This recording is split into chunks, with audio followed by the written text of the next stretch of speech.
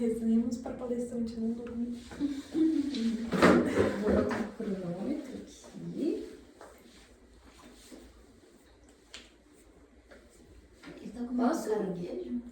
É um lagostim. É o principal alimento dele na natureza. É o crayfish. Pode ser. Passa por aqui, passa. Ou na teca. Ok, vamos começar? Olá todo mundo, meu nome é Isabela e eu vou falar para vocês sobre o manejo alimentar de rantouros.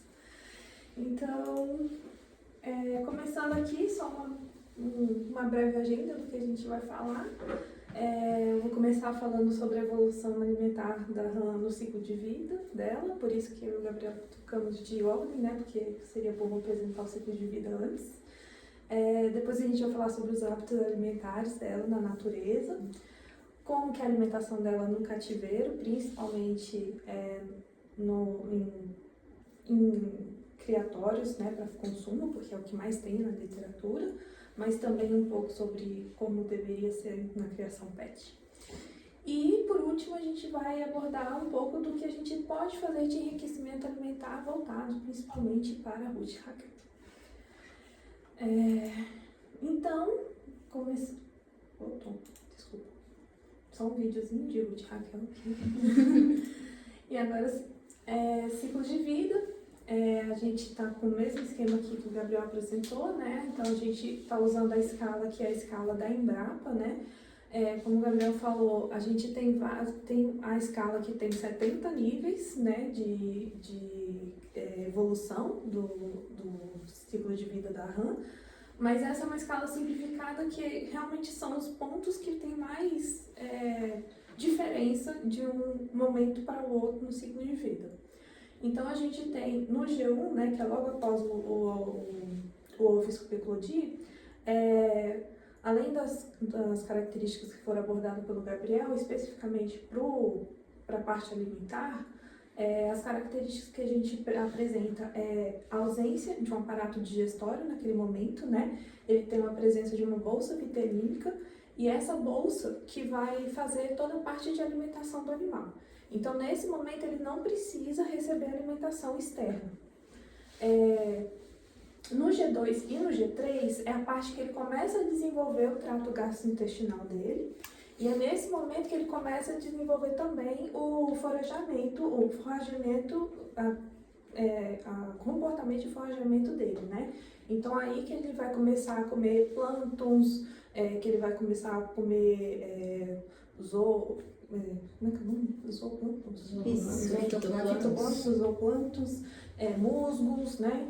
Essa alimentação dele é basicamente herbívora, né? Mas ele também consome pequenos micro-organismos, né, vivos, e por isso que não é completamente herbívoro. Ele é um começo de um onívoro, mas não é completo ainda.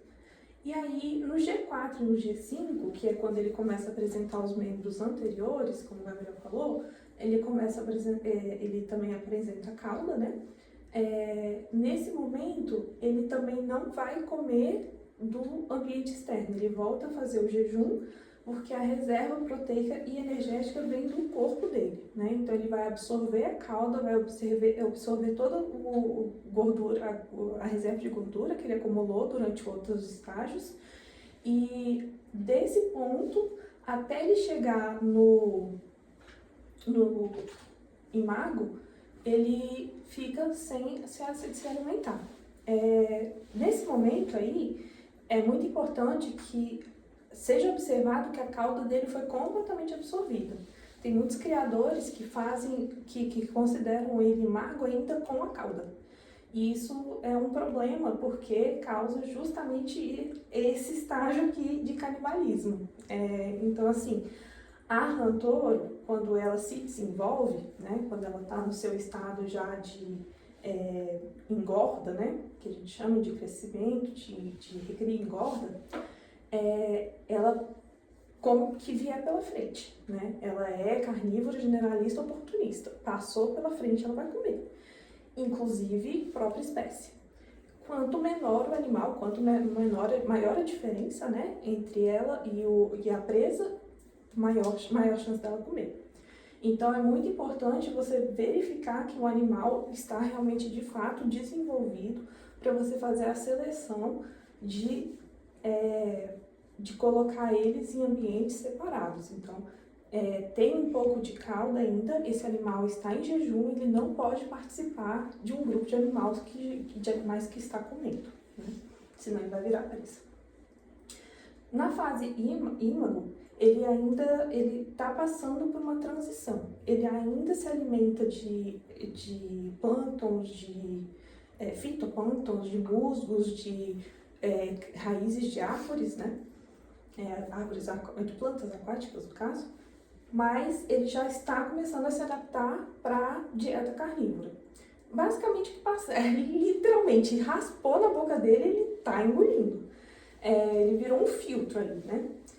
E quando ele vira o adulto, né?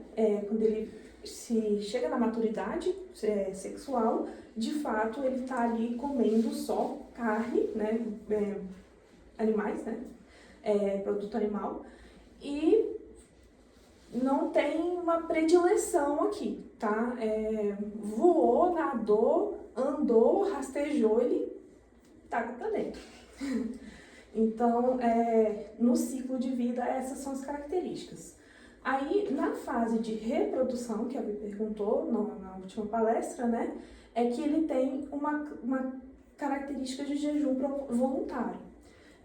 O que se percebe, que é até uma teoria da Embrapa, é que esse jejum é para manter a região da cloaca limpa, né? Porque como a descarga é toda pelo mesmo local, para evitar a contaminação dos gametas, esse animal faz um jejum, né? Por instinto mesmo, para que não haja contaminação dos gametas quando for feita a descarga. Esse jejum, então, assim, até uma questão que é observada durante o criador, né? O criatório, que quando percebe-se que naquele ambiente os animais estão reduzindo o consumo do alimento, o alimento está sobrando, é porque eles estão entrando em maturidade, está sendo o momento de levar eles para a área de reprodução, né? Então tem só essa característica que se diferencia no ciclo de vida. E aí vamos entrar sobre habitat natural. A rã-touro está entre as top 100 piores espécies invasivas no mundo. Então, ela é originária do leste dos Estados Unidos, né? O Loic abordou isso bastante na apresentação dele, mas ela está espalhada por vários continentes, né? Por que ela consegue fazer isso, né? Por que ela tem essa característica de ser uma espécie muito invasiva? Vou passar de novo.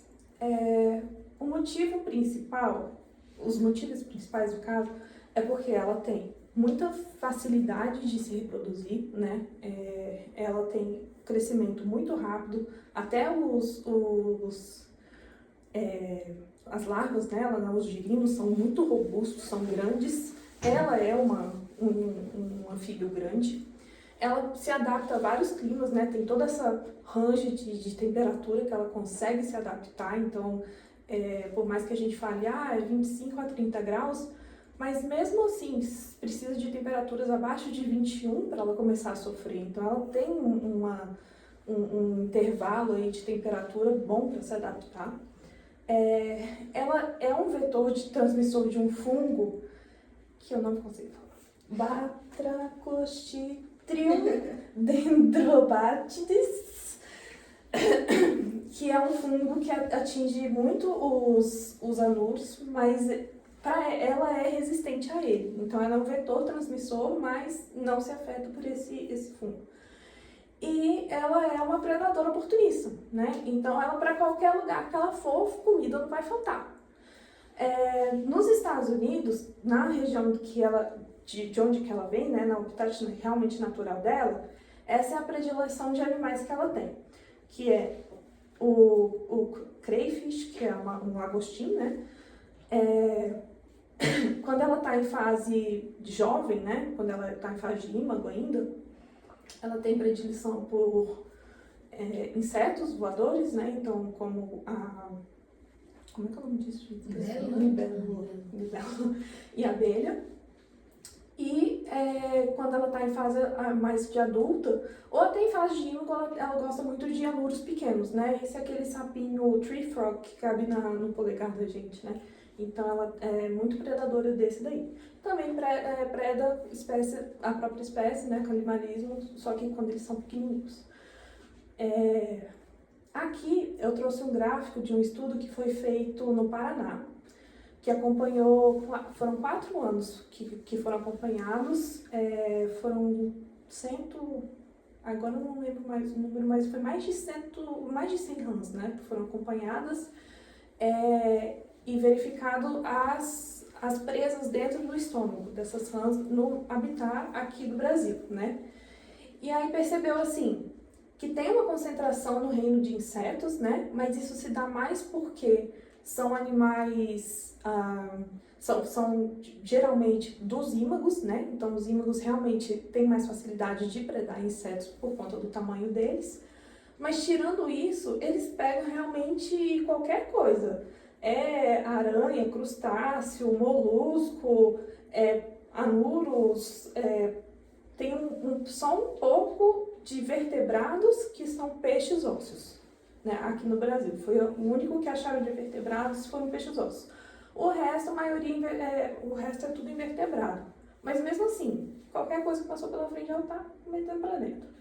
Então, ela se adapta em qualquer lugar. Ela vira a principal predadora de pequenos invertebrados ou até pequenos vertebrados, né? E ela acaba dominando aquele ambiente, justamente por conta dessa sua característica.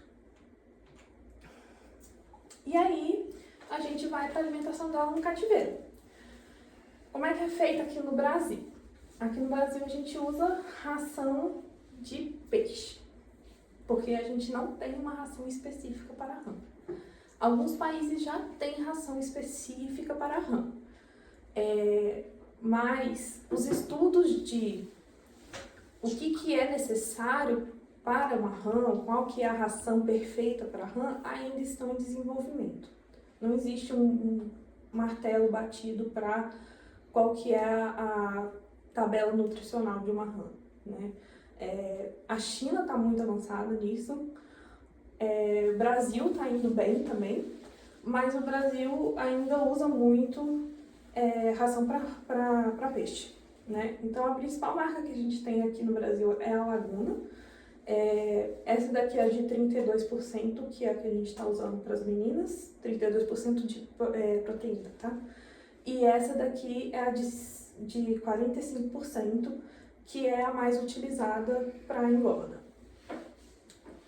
Nos criadores, eles também fazem uso de larvas de moscas para fazer a movimentação, né? Ajudar na movimentação daquela ração e fazer elas ficarem interessadas quando elas estão numa fase de transição, né? Ali a fase de ímago para a fase de adulta, que elas ainda não entendem que elas têm que comer aquele negócio. Então eles fazem o uso das larvas. Muitos criadores têm o laboratório de larvas, né? Criatório de larvas. Então aqui eu trouxe o que a Embrapa fala que é necessário. Então na fase aquática, né? A fase de G2, G3, que é a fase de desenvolvimento deles, né, seria 28% de proteína bruta, e na fase de engorda, né, recria e engorda, seria 42%. Isso é o da Embrapa. Tem vários artigos, cada um fala uma faixa aí, vai de 36% a 55%. Então não tem nada batido exatamente qual que é a necessidade de proteína para elas. De percentual de quantidade de que é necessário por dia. Na fase de larva, né, é 12%, e na fase de recria e engorda, 3 a 5% do peso vivo por dia. A Embrapa recomenda que seja fracionado 3 vezes ao dia na etapa de claro, né? Elas são animais diurnos, então deve-se priorizar o momento que tem luz diária, em vez de fazer à noite. Já tem outros tipos de estudo que falam que elas devem comer de hora em hora.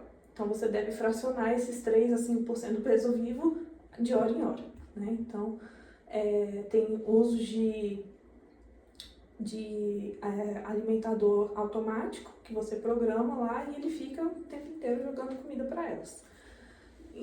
Mas nada disso está comprovado que é o melhor tipo de alimentação para uma rã, né? Tem até alguns estudos que, não é nem estudo, é mais orientação de site de internet, que fala que por elas terem um metabolismo parecido com os répteis, elas devem comer dia sim, dia não, 2 vezes na semana, né? Mas aí já não é uma questão de estudo acadêmico, é mais uma questão de... Colocar no mesmo balaio. Exatamente. É uma extrapolação, né?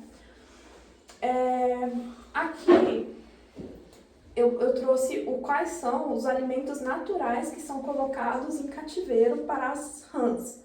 Isso é complementar a alimentação de ração. Nos ranários, desde cedo, já coloca ração. Então, desde que eles são larva, já coloca ração flocada para eles, né? A farinha de ração.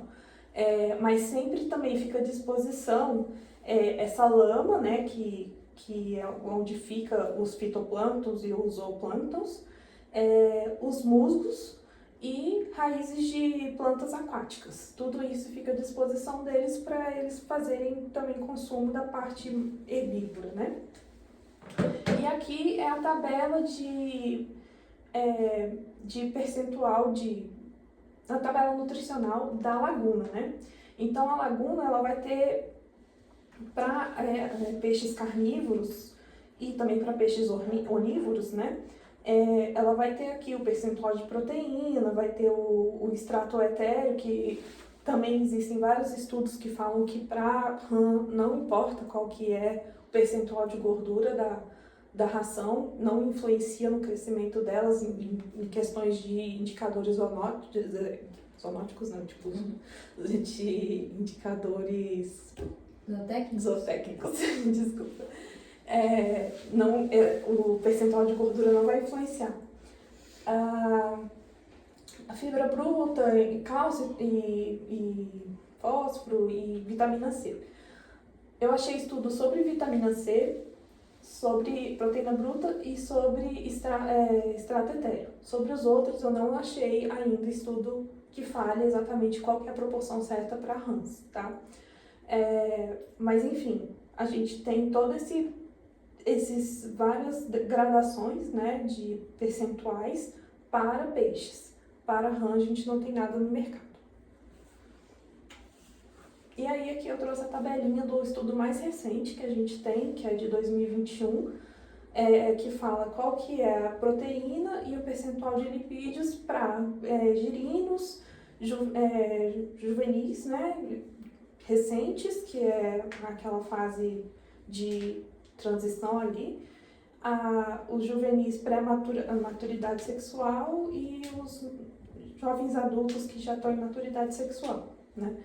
Então, lipídios, como eu falei, não tem nada batido, eles sempre chegam num resultado de que aquele percentual de lipídio não fez diferença nos indicadores zootécnicos, mas a proteína sempre está girando aí um percentual na casa dos 40%. E aqui, desculpa, me perdi. Sim, a composição é uma questão muito importante. Sempre as rações vêm com farelo de soja. Elas vêm com a farinha de peixe, vêm com a farinha de carne e vêm com farelo de soja. Para rãs, a farinha de soja, ela é muito agressiva para o intestino. Elas são alérgicas à farinha de soja. Ela tem, além de ter baixa palatabilidade, ela tem um perfil desequilibrado de aminoácido e também tem fatores antinutricionais para as rãs. Então, a ração de peixe causa muita desbiose nas rãs. E já tem muitos estudos que falam que seria melhor dar uma alimentação totalmente focada em proteína animal, ou então substituir a farinha de soja por soja fermentada. Aí, outras soluções que tem seriam as suplementações que fazem a reposição da flora intestinal das rãs. A gente tem o extrato de tireoide, que é muito importante na fase larval para elas, que melhora o metabolismo do microbiota, também ajuda no crescimento. O Loic falou disso, que a tireoide é muito importante na transição da fase larval para a fase de adulta. O pó de ovo integral, ela também ajuda muito na microbiota, também ajuda muito na parte hepática. Tem estudos mostrando que mesmo com a comida, com a soja na ração, elas conseguem manter indicadores zootécnicos muito bons com pó de ovo integral. Há bactérias autóctonas intestinais, ou seja, probióticos mesmo, né? Existem os probióticos específicos para rãs, já existem vários estudos que mostram quais são os melhores probióticos para as rãs. E a vitamina C, ela é muito efetiva, principalmente em casos de queda de temperaturas. Então, quando a temperatura fica baixa, a suplementação de vitamina C faz muita diferença na parte intestinal, gastrointestinal da rã. E aqui o enriquecimento alimentar. Cadê meu vídeo? Ai, meu vídeo! Não veio meu vídeo. O que eu faço? Bota um ESC pra ver se vai aparecer quando você tirar. Eu erro. Tudo bem, se não passar, depois você manda pra gente. E pior que ele tá aparecendo aí no... Acho que ele crashou e não carregou. Rapidinho.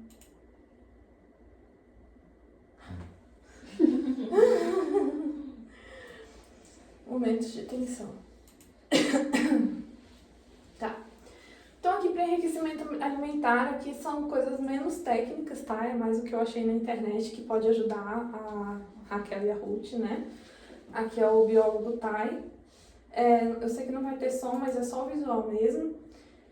Ele pegou um vibrador. Isa e seus vibradores. A rã dele, touro, que é albino. E ele usa uma plataforma, essa é a plataforma que é utilizada para alimentação em ranários, tá? Eles comem no seco, ele colocou o vibrador com um lacrezinho e fica vibrando ali e elas se interessam mais. Legal. Genial. Achei massa demais isso aí. Olha. Deu certo, foi. Aí tem um outro aqui, que não carregou. Tenha paciência, por favor. Problemas técnicos. Tudo certo. Esse daqui é o alimentador automático. Aqui ele está sendo utilizado para carpas, mas ele pode ser utilizado para rãs. Esse é no caso da alimentação contínua, né? Então você programa lá, eu preciso que elas comam 3% do peso dela. E ele fica lá, a cada uma hora ele vai colocar um pouquinho e elas vão comer lá. A comida vai estar sempre fresca, né?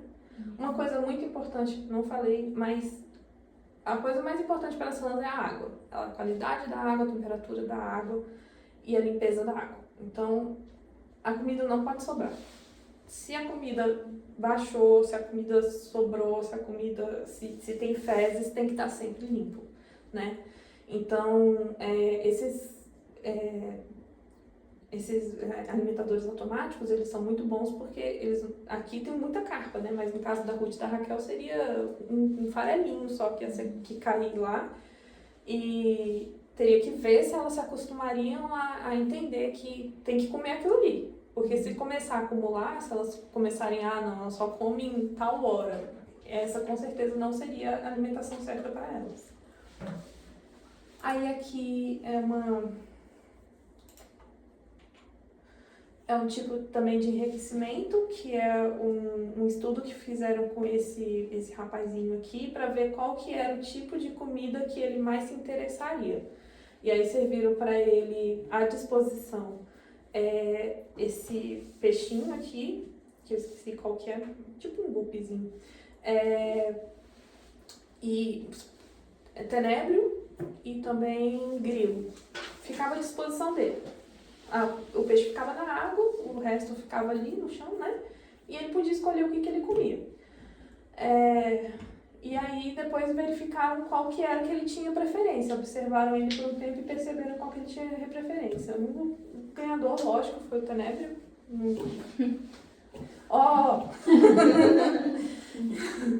Em segundo lugar foi o grilo e em terceiro lugar foi o peixinho. Dá trabalho demais, né? Pra ir pescar. Exato. Mas assim, é uma coisa que, a minha água não vai ficar parada, entendeu? E também o tenebro fica ali, só que fica no chão mesmo, né? Não precisa colocar na... Esse daqui eu não consegui na hora vincular aqui. Deixa eu ver se eu consigo abrir. Sim, YouTube. Nossa, gigante. Esse daqui vocês podem ver depois, que ele é um pouco longo. O que eu queria mostrar, na verdade, é esse daqui. Que é um que... Foi April mesmo, né? Foi, mas acho que talvez você não tenha passado a página. Você não tá com o slide. Agora vai. O que eu queria mostrar é que essa rã aqui, ela tem um ambiente dela, mas quando ela vai comer, o tutor... É uma rã pet. O tutor tira ela desse ambiente e coloca ela numa caixa específica. Ela é nome, né? Ele coloca ela numa caixa específica para ela comer. Então ela está condicionada a ter um ambiente de comer, né? E nesse ambiente, quando ele joga a ração ela sai rolando, né? E deixa eu colocar mais pra frente que ele fica falando um monte de coisa. Então essa é a caixa dela de comida, não suja água. E ela já está condicionada, que quando ela entra na caixa é o momento de dar um bote, né? Então, e se ela não vê, ele dá uma sacudida na caixa e ela, tá, entendi. Então também é uma outra forma de fazer a alimentação da rã. Bonitinha. Isso é fofo. E aí ela tem esse ambiente dela aqui. É bem simples, mas Essa é rã assim, toda também? rã toda. Diferente. Padrão diferente. Linda. Agora eu quero uma rã. E aqui são as referências que eu utilizei. Eu procurei utilizar referências mais recentes, muitos estudos que mostrassem evoluções, né? Que assim, tem muita coisa antiga, principalmente a questão da Embrapa, são coisas técnicas antigas, mas também tem muito estudo que está mostrando coisas novas, assim, essa questão da suplementação, rações que estão sendo desenvolvidas para rãs no exterior. Desculpa. Não, tudo bem. Então, é isso que eu fiz. E Ruth e Raquel, a gente espera que elas sejam muito felizes e consigam se alimentar muito bem. Top! Parabéns! Você fez em 28 minutos. Ai, não consegui. Não conseguiu o quê? Chegar nos 30. Pareceu que tinha sido. Eu pensei que tinha sido mais. É que o público é